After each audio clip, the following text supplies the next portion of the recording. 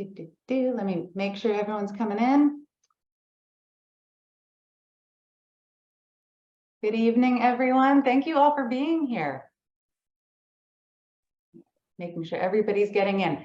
All right, so I think we're going to get started because we have a lot that we're going to be discussing this evening. So we're going to get started. My name is Sophie Don. I am the Senior Manager of Programs and Operations for the Philadelphia Holocaust Remembrance Foundation, as well as the Chair of the Programming Committee for 3G Philly.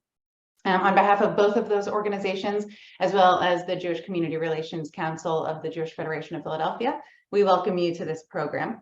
I see some familiar faces and many, many new faces. Thank you so much for joining us for what I'm sure will be a very interesting, very challenging, and hopefully galvanizing presentation and workshop from our friends at the ADL Philadelphia. We have a great turnout tonight, and with such a large group, we're really hoping that our interactive portion is going to be productive and positive. I think the interest in this event really illustrates the acute awareness of anti-Semitic activity and the real threat and presence of white supremacist hatred today. This event isn't just for the Jewish community, even though we are talking about anti-Semitism specifically, but it's really for everyone. And I think it's evidenced by how large of a group we have here tonight. We have members of the Jewish community as well as many allies that are here. And it's important for us to take what we learn here today and apply it to our lives, in our schools, in our workplaces, in our social circles, and really everywhere, so that we are really supporting each other, whether that's someone who's Jewish or any person who's on the receiving end of a bigoted comment or a bigoted action. So during our program, we're going to have about a half an hour, a little more than a half an hour presentation before getting into our breakout rooms. And we ask that you please remain muted throughout the presentation. You'll take yourself off mute in the breakout rooms to talk with one another. But again, with this size of a group, we need to make sure that there's no background noise. Second, there's going to be two sections of Q&A during the program. If you have a question, please send it to myself or to my colleague Julian. You'll see his name pop up in the host chat box. And he and I are going to be making sure that we get questions to Andrea to answer. If you want to remain anonymous when we say your question, please just note that when you send it. Third, we want this to be a safe and respectful space. We're all here because we care about trying to make our communities more tolerant and safe for everyone. So there may be parts of this conversation and program that make you uncomfortable, but remember that we're all on the same team and we're all here to learn, both from our presenter and from each other. The program is going to be recorded, but breakout rooms and discussions are not going to be published anywhere online. We're not going to be using anything that involves any of the conversations with the audience members and participants. So today we're going to be hearing from Andrea Heymann. She's the Associate Regional Director for ADL Philadelphia. And in her current role, Andrea responds to acts of bias. She coordinates education and investigative assistance to law enforcement, develops special events and programs, manages relationships with partner organizations, and oversees the ADL Philadelphia's Associate Board and Glass Leadership Institute program. She is very, very busy. Prior to joining the ADL, she was the Assistant Director of the Jewish Graduate Student Network in Philadelphia and was the Director of Stockton University's Hillel, as well as the Director for Young Leadership at the Jewish Federation of Atlantic and Cape May counties. Andrea received her BA in History from Goucher College and her MA in Holocaust and Genocide Studies at Stockton University. With all of Andrea's expertise and experience in her career, I am personally very eager to hear from her this evening. So without further ado, I will turn it over to her. Thank you so much. Thank you, Sophie. No pressure on my end, but I'm really grateful to be here with all of you, and just give me a moment as I get my slides up and ready to go. Can everybody see everything? All right, I'm seeing a lot of thumbs up. Hold on, oh boy. I don't know what's going on. Give me a second, sorry, tech issue. All right. Okay, all right. Wow, we just skipped a bunch. Sorry, guys. All right. So hi again. Thank you, everybody, for inviting ADL to be part of your program this evening. I'm really excited to learn with all of you and to kind of work on some of these, different aspects of our program this evening. So I'm sure some of you have heard of who the Anti-Defamation League is, but I'm sure there are some of you who know us or who might know us. But ADL is a leading anti-hate organization that was founded in 1913 in response to an escalating climate of anti-Semitism and bigotry, primarily in the United States. Today, ADL is the first call when any acts of anti-Semitism occur, and we continue to fight all forms of hate for securing injustice and fair treatment for all. We're a global leader in exposing extremism, delivering anti-bias education, and fighting hate online as well as in the real world. ADL's ultimate goal is a world in which we are out of business and that there are no groups or individuals that suffer from bias, discrimination, or hate. So since 1979, ADL has released what's called our annual report of audit of anti-Semitic incidents. This is when we collect data from community organizations, law enforcement agencies, as well as other members of our larger community to capture as much data as we possibly can. It's important to note that even though the Jewish community is relatively good at participating in submitting this kind of information to organizations like mine, we know that incidents of bias and hate, especially even with anti-Semitism, often are underreported. And so when we think about the numbers that we put out and share with people, just to keep that in the back of your mind that these incidents are often underreported. So our anti-Semitic incidents that we tracked in 2021, we reached record levels, 2,713 incidents of anti-Semitism across the United States in 2021. So on average, that's about 7 incidents happening per day. And this was about a 34% increase over 2020. And so when we look at our audit, we break it down into 3 categories. So it would be assault, harassment, and vandalism. So this, as I said, is the highest number recorded on ADL's watch since 1979. And another interesting thing that we learned about is that virtually every single category reached its highest level that we've seen on our record book. So thinking about attacks against Jewish institutions, so thinking about Jewish community centers, synagogues, that was up about 61% in 2021. Incidents that occurred at K through 12 schools increased 106%. College campus incidents went up about 21%. So I know colleges and universities are always a big topic, especially right now. And so just to kind of give you a little deeper dive into what these numbers are looking like. In 2021, there were 155 anti-Semitic incidents reported to ADL at various colleges and universities, about over 100 campuses reported to us. And this was also a 21% increase from the numbers that we saw back in 2020. So of the 155 campus incidents that we saw, 87 of them were harassment, 64 were vandalism, and 4 were incidents of assault. So an act of vandalism, if you're wondering what that might look like or what kind of goes into that category, that includes, let's say somebody's mezuzah is desecrated in their residence hall.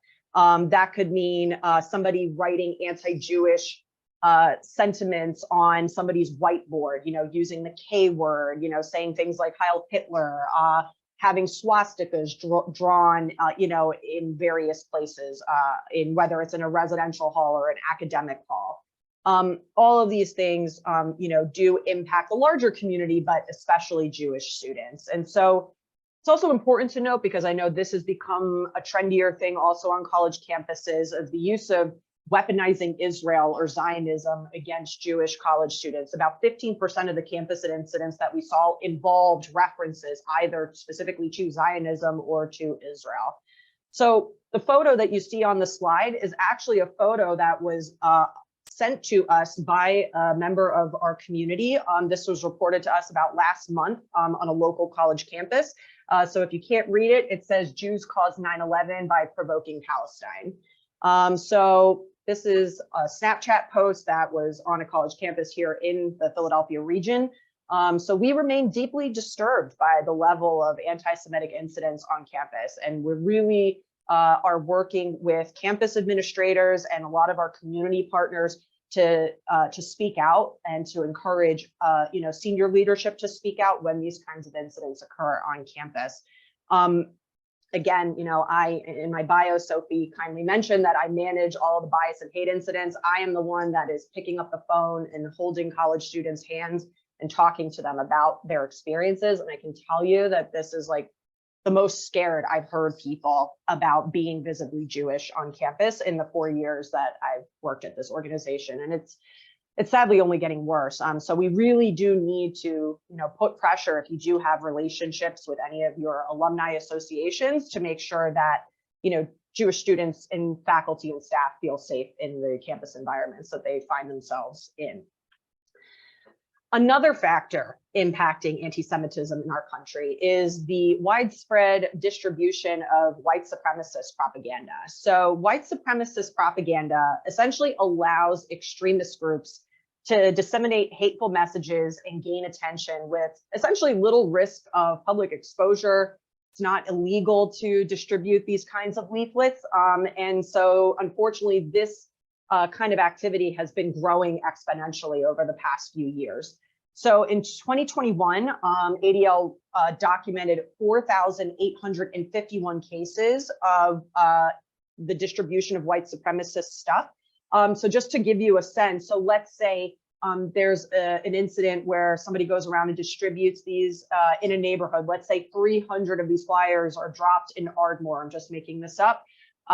We would count that as one incident. We don't count each flyer as an incident, just to kind of give you the perspective of how we crunch these numbers. So these were 4,800 cases alone of these different kinds of incidents. So this is something that we see is probably going to be trending the same for 2022. In 2021, the propaganda, we saw white supremacist propaganda in every single state in this country, except for Hawaii. And actually, the state with the largest amount of activity was right here in Pennsylvania. Pennsylvania accounted for the #1 spot. We had 473 reports of propaganda. The next highest state was Virginia, and they had about 375 cases, but that's 100 less than us. So about 82% of the propaganda that was distributed nationwide, and about 91% of it that was shared within Pennsylvania's borders was distributed by one group only, and that group is called Patriot Front. So you can actually see some of the, these are real life examples of various propaganda distribution leaflets that we sadly have collected over the years. Patriot Front is a newer white supremacist group. Their members maintain that essentially their ancestors conquered America and bequeathed it solely to them. And so they espouse racism, anti-Semitism, and a lot of intolerance, essentially under this guise of preserving the ethnic and cultural origins of their European ancestors. So essentially what their ideology is, it's a mix of extreme patriotism with like this swirl of neo-fascist ideology. So it doesn't mean that just because Pennsylvania had the highest numbers of distribution, that doesn't mean that we have the most amount of white supremacists in the country. It's just that some of the activity can be attributed to the fact that Patriot Front actually has propaganda quotas. So let's say that you are a member of Patriot Front. You are required to distribute a minimum of a number of pieces. And if you don't meet your quota for that month, you can actually be removed from the group. So one of our analysts at our Center on Extremism actually discovered and conducted a study. They tracked one individual, and they discovered that over a period of 4 months, one person was responsible for 81 pieces of propaganda that have been distributed in Pennsylvania. So it really doesn't take much. You really just need one person with, go to Kinko's and distribute them on cars or in neighborhoods, and it's totally legal activity. So ADL defines anti-Semitism as the marginalization and or oppression of people who are or are perceived to be Jewish, whether it's based on beliefs and stereotypes, or whether it's about myths about Jewish people, Judaism as a faith, or the state of Israel itself. But at its core, anti-Semitism really just boils down to one simple concept, and that is that the Jews are to blame for literally everything. So this slide shows some of the most common anti-Semitic tropes and stereotypes that exist.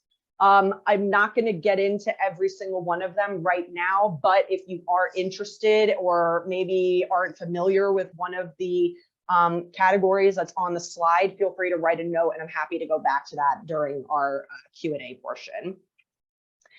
Anti-Semitism is an ancient and enduring phenomenon. And so one of the earliest recorded examples of anti-Semitism can actually be found in the Torah or in the Old Testament. The book of Exodus saga begins when, a new pharaoh comes to power and declares, quote, "The people of Israel have become too numerous among us. If they should befall Egypt any war, they will join with our enemies and rise up against us." So this is actually an ancient trope that was just on the previous slide. This is the questioning of Jewish disloyalty. So essentially, it's the suspicion that Jews are not loyal to the nation or to the country that they're actively living in at that time. So not only is this actually one of the oldest anti-Semitic tropes that we have in human history, it's also one of the most widespread ones and still used to this day. ADL conducted a survey called our Global 100, and nearly a quarter of the US population that was polled, as well as about 2/5 of people around the globe, believe that Jews are more loyal to the state of Israel than to the country or countries in which that they live in. Because of anti-Semitism's chameleon-like nature, the justifications given by anti-Semites for why the Jews should be hated or oppressed or attacked or murdered can often appear contradictory. Out of one person's mouth, someone will blame Jews for the failure of capitalism, but then also blame Jews for socialism. Or, Jews are hated for being too pacifistic and unwilling to, go and serve in a military rank, while they're also being accused of being too militaristic. I'm looking specifically at accusations against Israelis, who in the general population, both men and women are required to serve in the Israeli Defense Force when they turn 18. Oftentimes Jews are told on the one hand to, go back to Israel and Palestine, and then others are telling us to get out of Israel and Palestine. So basically, like, whatever worldview or whatever you see the ills in your society, I guarantee you there is a brand or a flavor of anti-Semitism that conforms to and helps affirm and explain whatever worldview you might be harboring in that moment in time. Anti-Semitism often manifests as a conspiracy theory or in a set of conspiracy theories, and that puts Jews at this, secret masterminds. They're the ones behind any number of social, political, economic, theologic. I mean, you can even point environmental problems at Jews, whether they're real issues or if they are perceived. Generally, this has to do with notions that Jews have an inordinate, almost supernatural power, which they wield to harm non-Jewish folks. So while there is a growing problem with overt and conscious anti-Semitism, it's been exhibited by white supremacists and other anti-Semitic movements, most anti-Semitism is actually unconscious and implicit. Like other forms of prejudice or bigotry that exist, anti-Semitism is pervasive, it's systematic, it's really, it's kind of part of the air that we breathe, and oftentimes we aren't even conscious or that we've been infected by this anti-Semitism virus. Because anti-Semitism is systemic, it operates independently of, anti-Jewish feelings, of hostility towards Jews. So just because rhetoric or behavior or policy isn't motivated by anti-Semitic intent doesn't mean that it's not anti-Semitic. So just because one does not intend to do harm doesn't mean that harm hasn't been caused. So we must always examine intent form and impact in these spaces when it comes to anti-Semitism. So ADL defines anti-Zionism as is an extreme and or illegitimate criticism of Israel. It can take on various forms, including false accusations directed against Israel, often with the aim of delegitimizing the country. Anti-Zionism does not include legitimate criticism of policies of the Israeli government or elected officials of the Israeli government. That is completely fair game and does not qualify as anti-Semitism. Just like we're allowed to, question, people here in the United States, those same feelings and behaviors should be given to the state of Israel as well. Israel is a country, and it's not anti-Semitic, as I said, to fairly criticize its policies or any things that its leaders pass.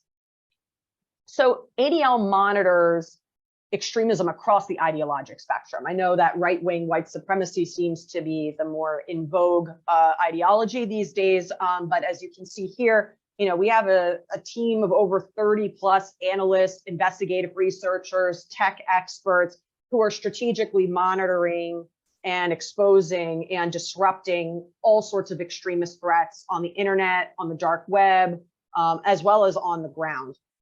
So this slide does show you a whole variety of extremist ideologies that we fight and we counter every day. I'm not going to start picking apart each of these, but if any of these sound foreign or you don't know what it is or you want to know more about one of them, feel free to shoot either Sophie or Julian a question, and I'm happy to go back in the Q&A part of our session. So this may be a little weird to hear, but anti-Semitism isn't really about Jews. Rather, anti-Semitism is really the product of the non-Jewish collective. So the Jew, this is the happy merchant. This is a really common caricature that is used in the white supremacist world. The Jew of the anti-Semitic imagination is essentially this caricature. It's a fantasy. It's a construct of the non-Jewish imagination, which often reflects the collective fears, prejudices, anxieties, feelings of alienation or disenfranchisement that the broader society oftentimes projects onto, the Jewish faith, the Jewish community, Zionism, or even the state of Israel. So anti-Semitism is a canary in the coal mine. So when you study the history of anti-Semitism, you see that it actually tends to manifest along with a whole other host of other anti-democratic and antisocial phenomenon. So authoritarianism and the erosion of democratic norms and institutions, anti-Semitism goes up. Anti-intellectualism and the contempt for scholarship, science, learning, when facts go out the window, anti-Semitism goes up. As well as the spread of other forms of bigotry. So whether we're seeing, the vilification of immigrants or other marginalized groups, anti-Semitism goes up. So we see this today. There's a sharp increase in anti-Semitism. We have documented over the last number of years that there's been an accompanied by the growth of hatred aimed at other marginalized communities. There's an assault on our democratic institutions and norms, and the proliferation of various kinds of conspiracy theories all create this perfect storm of why we are seeing the alarming numbers of anti-Semitism that we are seeing in this country today. So ADL recommends elected officials, we are asking them to actually adopt the International Holocaust Remembrance Alliance definition of anti-Semitism. Constituents deserve to be informed and notified from officials about acts of anti-Semitism. There shouldn't be any wavering in responding to an incident from an elected official, wherever they sit on the aisle. Our leaders have to shine a light on anti-Semitism, and they have to rally their constituents to action in a timely and direct manner. The outbursts of anti-Semitism from Ye, formerly known as Kanye West, we've led to some argue that he's just looking for attention, and therefore we should just ignore, how absurd he is. But unfortunately, there are way too many factors at work which make such a strategy not even something that we should be considering right now. Kanye West's willingness to engage in blatant anti-Semitism encourages extremists to act. There was a banner across that was on display on the 405 in LA a few months ago. Same thing at the University of Florida and University of Georgia football game a few months ago. There was a banner as well as drone technology that the drones spelled out Kanye was right about the Jews at this football game during a massive, nationally televised game. Same message on that banner on the 405. So based on preliminary information, these incidents actually appear to be linked to a network of anti-Semitic provocateurs. This is a newer group that actually has its origins in Florida, but we've unfortunately started seeing them up here in Philadelphia area. They're known as the Goyim Defense League, or the GDL. Yes, that is direct making fun of the organization that I work for. But I will share a little bit more about the GDL in my next slide. But just to kind of go back to the points I was making here, we will not win the battle for hearts and minds or end racism and anti-Semitism and other forms of bigotry without corporate support, but it doesn't stop there. We really need government leaders to take more of a role, both in denouncing hate, even when it emanates within their own ranks, not just yelling at somebody across the aisle. They have to do it in-house in their own spaces. And pushing forward policies that take aim at companies, who allow hatred to spread. I know that ADL does a lot of work and have an office in Silicon Valley. We are constantly fighting with big tech around online hate and everything that has been occurring in those spaces. So what you see on this slide are responses. In the blue is a joint statement by the universities of Florida and Georgia.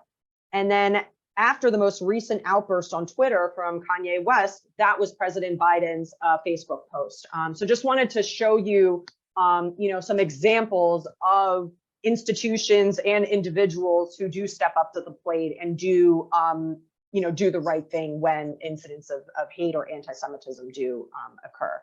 So it really does take a whole of society approach to really combat this. It's not just one group here and one group there. Americans are looking to our corporate as well as our civic leaders to step up. So according to the FBI's most recent hate crimes report that was released a couple weeks ago, 55% of religion-based hate crimes targeted the Jewish community. So fighting bigotry with hate crime laws and improving hate crime data is really, really critical and necessary in understanding and changing the ongoing situation. So here on this slide, this is a flyer on the left that was distributed actually right here in our community in Rehoboth Beach, Delaware.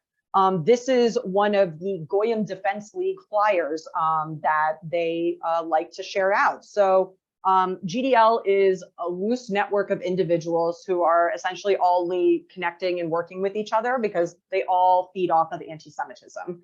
So they attract actually a wide range of membership. You have anti-Semites, you have white supremacists, and the GDL, they're mostly known for their anti-Semitic stunts and their schemes. So they're really into trolling people. They also have been known to physically harass or assault visibly looking Jewish people on the street. Members, again, we talked about quotas and needing to meet a propaganda distribution quota. They subscribe to that same kind of behavior. So members engage in anti-Semitic firings, they do banner campaigns. They have what's called the Name the Nose tour, which is a big propaganda event that happens across the country. And they also, if you look at the bottom of that flyer, you see something that says Goyim TV. This is actually a video platform that they have created, which is focused exclusively on anti-Semitic content. So when you see these flyers, you can hold up your cell phone and you can take a picture of the QR code and it immediately puts you onto their video webpage. So the post you see here on here, that from Handsome Truth, this was actually from October 24th, and it looks like Goyim TV was actually being kicked off of its platform by the platform provider. We are still unsure of what exactly has happened to Goyim TV's platform, but unfortunately, with the way these things work, I'm sure that another web provider will probably bring them back online soon enough. So from the Tree of Life synagogue shooting in Pittsburgh to everyday harassment on college campuses, members of the Jewish community are targets for hate crimes and bias incidents. Policymakers must take steps to protect the security of these communities by protecting their physical safety. So on the right, this is an image from the, I don't know if any of you heard about this Boston mapping project that happened a few months ago. This was created as a really disturbing and anti-Semitic call to essentially to dismantle and to disrupt the greater Boston Jewish community and everything that they have. What happened was they created online, they eventually put together like a mass index of 400 different Jewish organizations across the state of Massachusetts. And essentially this group blamed Jewish people for many of the world's problems, you know, colonization, racism is all because of the Jews. So this was a really heavy case that happened a few months ago for my colleagues out in our Boston office. Each year, ADL conducts a survey of hate and harassment online. So our most recent survey finds that harassment remains unacceptably prevalent despite platforms' efforts to curb these problems. Marginalized groups, including Jews, women, people of color, members of the LGBTQIA+ community, experience online hate and harassment based on their identity at disproportionately higher levels. So an overwhelming majority of Americans agree that the laws around online hate need to be toughened and strengthened. ADL has what's called a repair plan.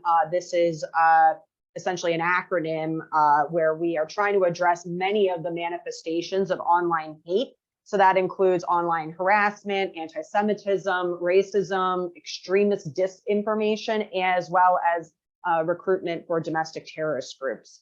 So with ADL's repair plan that we're working with members of Congress and hoping to advocate for, we are a 501c3, just for the record, but we do some lobbying activity. ADL hopes to push hate and extremism back to the fringes of the digital world versus where we're really seeing them play out more so in the mainstream. Unfortunately, the United States isn't an outlier when it comes to anti-Semitism, violence, and hate. ADL works closely with a lot of Jewish communities, governments, non-governmental organizations, other stakeholders, and we do this even across the world. We do it in Europe, in Latin America, the Middle East, and other places as well. ADL promotes Jewish security worldwide, and we support a secure Jewish and democratic state of Israel. Ignorance is dangerous. It's really powerful. If we want to eliminate hate and bigotry, we must offer programs that emphasize the threat of anti-Semitism by promoting an understanding of who the Jewish people are today and include anti-Semitism in anti-bias trainings. ADL has a variety of resources to bring lesson plans and education resources on anti-Semitism and all forms of bias to schools. We work with kids as young as nursery school, and we work with adults who are in senior care. It's only by listening and learning and teaching about bias and discrimination that we'll actually find a path forward to finding some peace. So I am getting to the end of the slide portion of our program this evening. But before we get into some of the more interactive portion of our program, I just want to put a few reminders out there and just kind of set some standards and some group agreements for those of you who continue to stay on with us as we go into the interactive portion. First and foremost, group agreements are meant and intended to help keep people, in check. And we just want to make sure that everybody is respectful. Approach this conversation and think about it that you're engaging in respect for yourself, respect for your peers. Everybody has very, very different lived experiences with this topic, and it can be very emotional. So just want to put that out there for everybody. Make sure that we use I statements. Speak from your own personal experience only. Do not make general assumptions about anybody in the group or about the larger Jewish community. Please only speak from your own personal experience. Be open to new ideas. You know, we always have, you know, people that come from, I know we have, you know, 75 people on here. And so everybody has differences of opinion. So just, you know, be mindful of that. We're going to treat this like Las Vegas rules. What happens here stays here. So again, I know that we were recording my slide deck portion of the program. We will now not be recording this interactive portion so that people can feel safe to you know, share out about their experiences and whatnot. Give space and get space. If you're the kind of person, I know that this is a little challenging in a virtual space, but if you're the kind of person that likes to talk a lot and you feel like you've been talking a lot in your group, maybe hold back for a second and maybe, you know, see if anybody else wants to share. Okay, so with the challenges of the pyramid of hate, so here we have the pyramid of hate. And essentially how it works is this is a tool that we utilize to kind of understand how to respond to an incident. So we see at the base of the pyramid, we have biased attitudes, acts of bias. I apologize, my notes just totally went flying, so I am putting them back.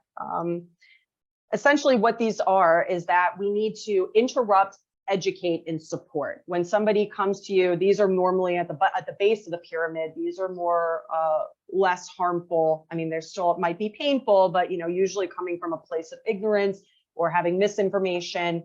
You know, this is where you interrupt the person, you share facts about it, and then you try to support the individual who may have been on the receiving end of the bias incident.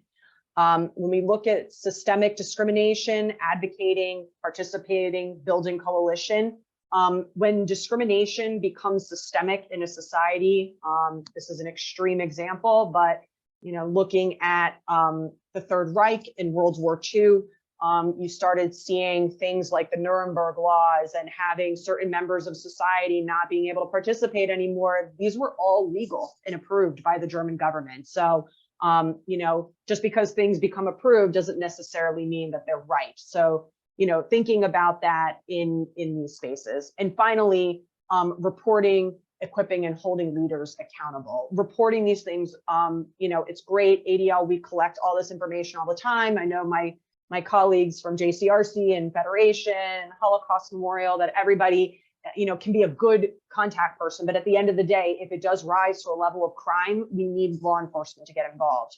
So you do need to report these things to law enforcement, and making sure that we hold leaders held accountable, that we need to make sure that when a bias incident happens, that your congressman should know about that if that happens in a school, or if, you know, something is vandalized in the greater community, that your senators should know about this, and making sure that they're part of the process and healing and trying to understand where things are. So for this next portion, I am going to have everybody, I hope that you're all awake. And if you are able to utilize your raise hand function on your keyboard, or feel free to write into the chat. What I'm going to do is I'm going to share a couple of statements. And if it is relevant to you and your life, keep your hand up. And then I'm going to keep going. And this is just kind of an exercise to kind of just warm us up and kind of thinking about, you know, anti-Semitism and being in these spaces. So Sophie, I see you in my little corner, so feel free to give me a thumbs up when we can move to our next one. First one, feel free to raise your hand if you were born in Pennsylvania. Okay, seen a lot of hands. All right. Great. Raise your hand if you were born outside of the United States. All right. Still seeing a few hands. Okay. Raise your hand if you had a bar or bat mitzvah. Ah, hands are jumping back up. Okay. Everybody's rabbi is probably thrilled. Okay, great. All right, raise your hand if you have heard a joke about Jews that made you feel uneasy in a public space. All right, that is probably the highest number of hands I've seen yet. Okay, so see, we're getting a little deeper into this. Raise your hand if someone you know has experienced anti-Semitism personally in any way, shape, or form. All right, yep, those hands are going up, okay. Raise your hand if you have experienced anti-Semitism before, personally. Interesting.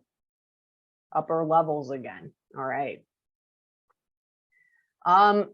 Raise your hand if you have seen anti-Semitism or anti-Israel bias online. I have a feeling this one, yep, I knew this one was going to be the biggest one. I have a feeling. All right. Raise your hand if you are comfortable wearing a Jewish star or a chai necklace or a yarmulke in a non-Jewish space right now. Interesting. Okay. All right. So as we move into, I am going to hold off on, so here, we'll just go through these. These are some general principles. So when we move into, I'm gonna kind of share out, right now we are gonna be going into breakout rooms. And so I know that my amazing colleagues are furiously trying to filter everybody into enough breakout rooms because there are so many of you here with us this evening. Basically, each of the breakout rooms, you are tasked, you will be assigned a scenario. These are real life scenarios that unfortunately we've had to deal with in my area of the world. And each group is going to have about 8 minutes or so to talk amongst their group about the scenario. So we will be sharing. So please, when you go into your breakout room, it might take a moment for you to get your actual scenario. Just hang tight with us. We're trying to copy and paste and get it into the right rooms. But essentially, we want everybody to kind of have a conversation about the scenario, kind of thinking about what you would do, who would you contact, like what your game plan would be in the response. And then when we come back from our breakout rooms, we want everyone to elect either somebody or two people to share out on behalf of your group about your scenario so that everybody can, because everyone's going to be working with different ones.